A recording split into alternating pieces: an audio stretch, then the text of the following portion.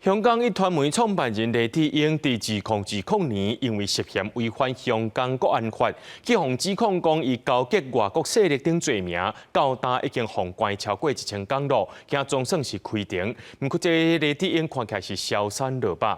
警方出动装甲车和反恐特勤队，伫咧法院门口戒备。后美各国也派驻港代表来到现场旁听，而且呼吁爱甲这黎智英放出来。这场审判按算要开80天的时间，这黎智英就可能封关归死啦。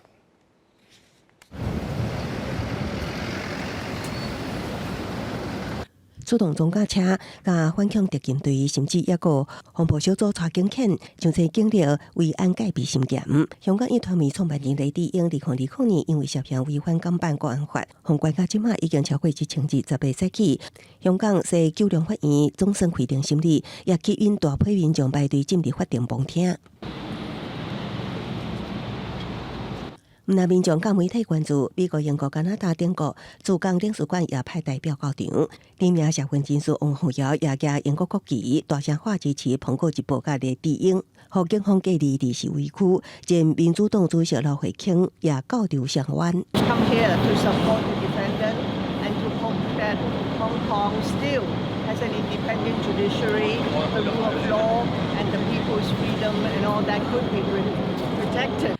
根据法庭内媒体转述，黎智英穿普色西装出庭，身形比以前较瘦，以反恐串谋交给外国也是境外势力，危害国家安全罪，加串谋发布煽动刊物罪等多项罪名，相关会当判无期徒刑。黎智英的后生接受路透社专访时就表示，显然审判只是一场戏，结果已经决定，真烦恼父亲身体敢是经会落去。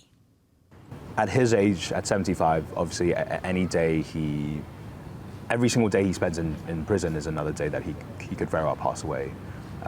So incredibly worried about him. 英国甲美国国务院拢发出声明，佮一般要求港府随释放黎智英。中国外交部表示，黎智英是香港乱局的幕后推手，司法机关依法办理。美英两国讲遐543违反国际法，中国坚决反对。本案经过3摆延迟审期，也为40天延长到80天。有计总案会审理到2024年春天，搁伫秋天宣判。部分已经真侪的澎湖高层也会担任控方证人出庭作证。记者从阿报道。